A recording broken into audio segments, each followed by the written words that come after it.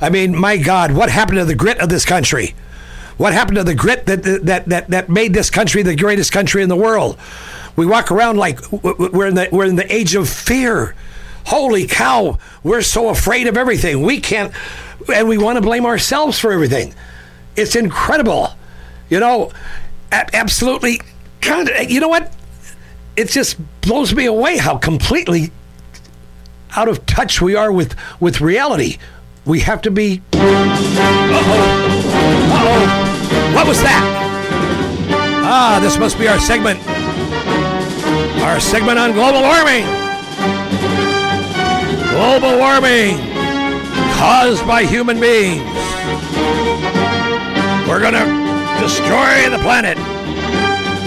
And the UN's IPCC, Interplanetary Climate Change Commission, or whatever it's called, Intercontinental, a bunch of socialists that are gathered in the UN,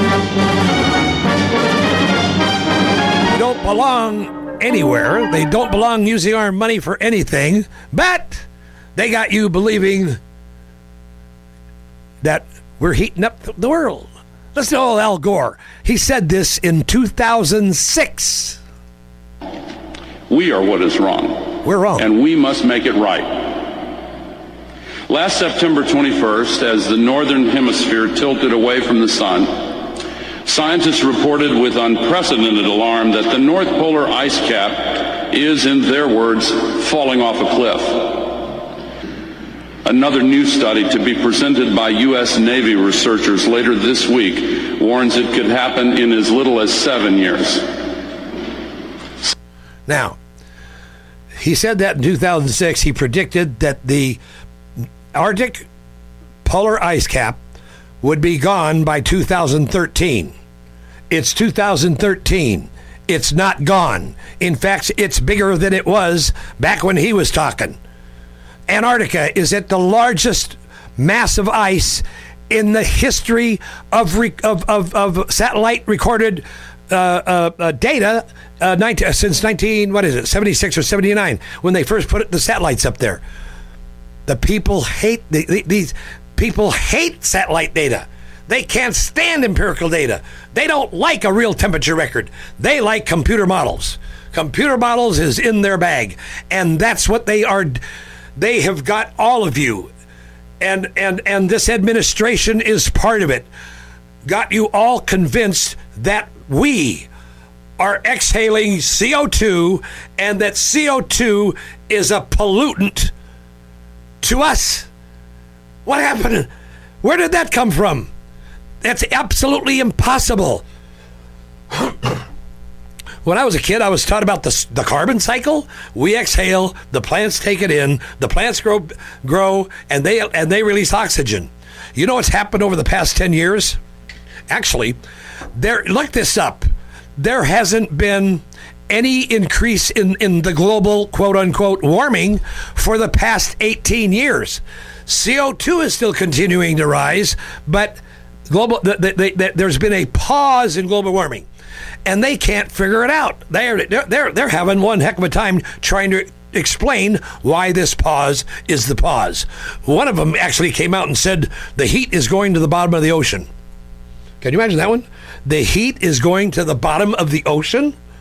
Like heat goes down? That's like boiling an egg with a blow dryer on top of the water?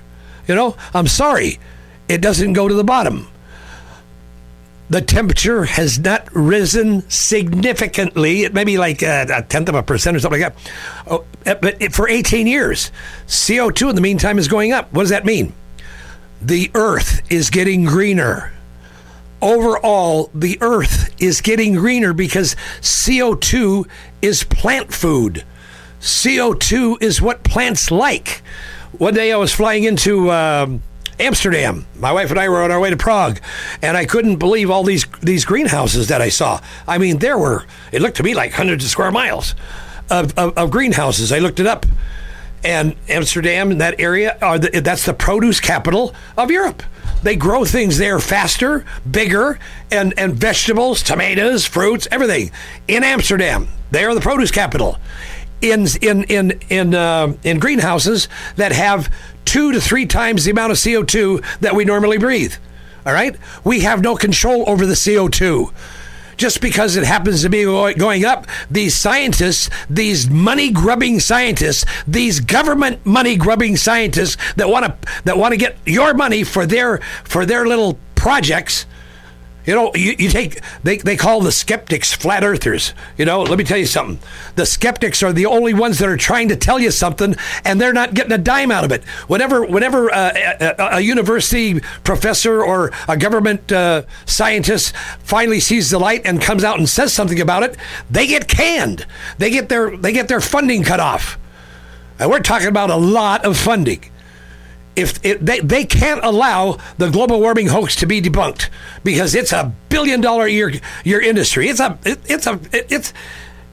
a multi-billion dollar a year industry. When a guy like Al Gore can go from the Senate and then make $120 million a year going around like a snake oil salesman selling global warming to you, what do you think it is?